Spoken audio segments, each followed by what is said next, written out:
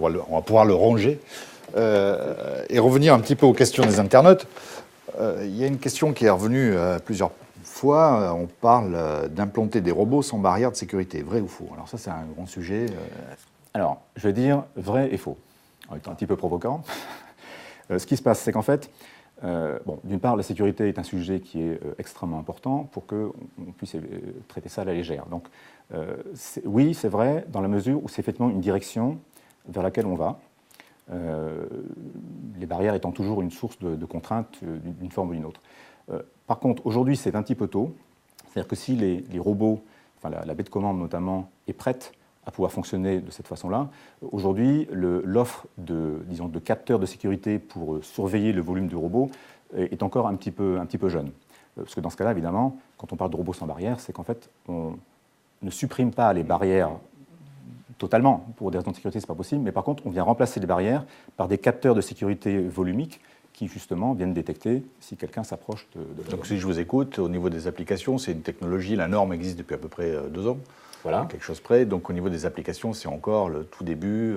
Alors, c'est le tout début, mais en fait, si on met de côté, on va dire, l'objectif ultime qui est de supprimer les barrières totalement, je pense qu'il y a un objectif plus réaliste, on va dire, à court terme, immédiatement, parce qu'en fait, on a commencé à faire nos premières installations de ce type-là, c'est de garder des barrières autour du robot, mais de laisser une zone qu'on va appeler une zone de collaboration entre le robot et l'opérateur ou les opérateurs.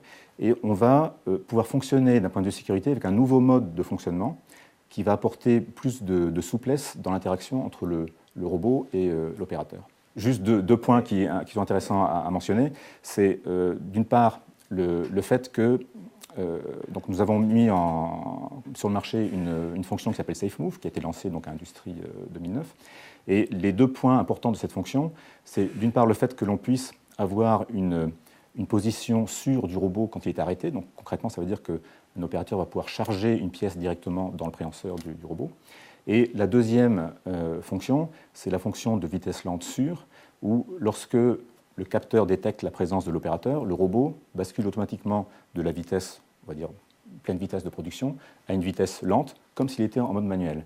Et donc ces 2 modes peuvent se combiner, et surtout, dans ces 2 cas, on reste en mode automatique, c'est-à-dire que les interactions avec le robot se font d'une façon relativement transparente, sans arrêt, sans avoir à réacquitter ou refermer un portillon de sécurité ou des choses comme ça. C'est ce que vous montrez sur le salon l'année dernière. Voilà, il y avait aussi un capteur d'effort de mémoire sur le salon pour un robot d'usinage. Tout à fait. Le capteur d'effort n'est pas on va dire une nouvelle technologie en tant que telle. Ça fait, moi, les premiers essais que j'ai faits, c'était à peu près il y a 20 ans. Par contre, ce que l'on peut mettre en avant, c'est que la technologie a beaucoup évolué d'un point de vue commande. Et il est possible maintenant, aujourd'hui, d'avoir des performances avec un capteur d'effort qu'on n'avait pas, évidemment, à cette époque-là. Donc, on considère qu'il faut que ce qu'on appelle la période d'échantillonnage du capteur d'effort, c'est-à-dire que la période à laquelle la baie de commande rafraîchit les données, soit de l'ordre de la milliseconde. Et nous avons réussi à avoir un produit qui traite ça à 5 millisecondes. Je vois qu'il y a plein de nouveaux développements. En 2 mots, ABB a participé au programme européen, ou plutôt allemand, on pourrait dire SME. Oui. Est-ce que vous avez des résultats déjà qui ressortent? Est-ce qu'il y a des choses concrètes en 2 mots? Alors, le projet SME Robot, déjà SME, qu'est-ce que c'est? C'est Small and Medium Enterprise, donc c'est orienté PME, PMI. Ce projet a commencé en 2005 et il vient de se terminer en 2009. L'objectif, c'était de travailler sur la mise à disposition, on va dire, de composants robotiques et d'applications dédiés aux PME. Donc ce n'est pas un produit fini en tant que tel, mais par contre, ça va se traduire par de nouveaux produits d'ici à l'horizon de 1 à 2 ans à peu près. Alors ça va peut-être faire le lien un petit peu avec ma question suivante, parce que Philippe Charles, vous avez passé pas mal de temps en Suède, au cœur même du développement de chez ABB.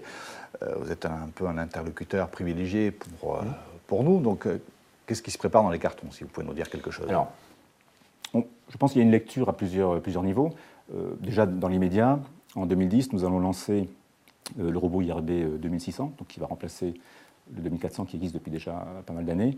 Ce robot, donc c'est un robot dans la gamme de 20 kg, 12 kg avec bras allongés, et nous allons le lancer à industrie. Donc ça, c'est 3 variantes de ce même robot qui arrivent au moment d'industrie. Si on regarde un petit peu plus long terme, je pense qu'il y a des tendances qui se dégagent, on va dire, sur les 5 prochaines années. Tout à l'heure, on parlait de l'agroalimentaire avec des robots spécifiques. Je pense que ça va continuer, c'est-à-dire qu'en fait, on va continuer à créer des robots spécifiques, pas seulement pour l'agroalimentaire, dès lors que le volume devient conséquent. On va avoir également une extension de la gamme des robots tels qu'on le connaît aujourd'hui.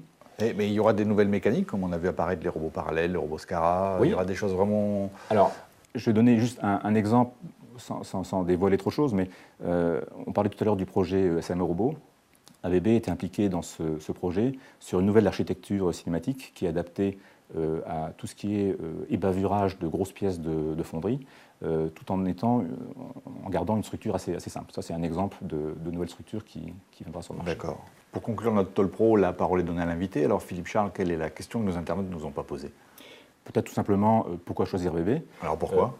Donc c'est très simplement, par exemple, d'un point de vue produit, pour la qualité de suivi de trajectoire, pour l'ouverture de la baie de commande, et puis je dirais également, le troisième point, l'équipe, l'expérience de l'équipe, qui est donc à même d'assurer un support technique intéressant pour nos intégrateurs.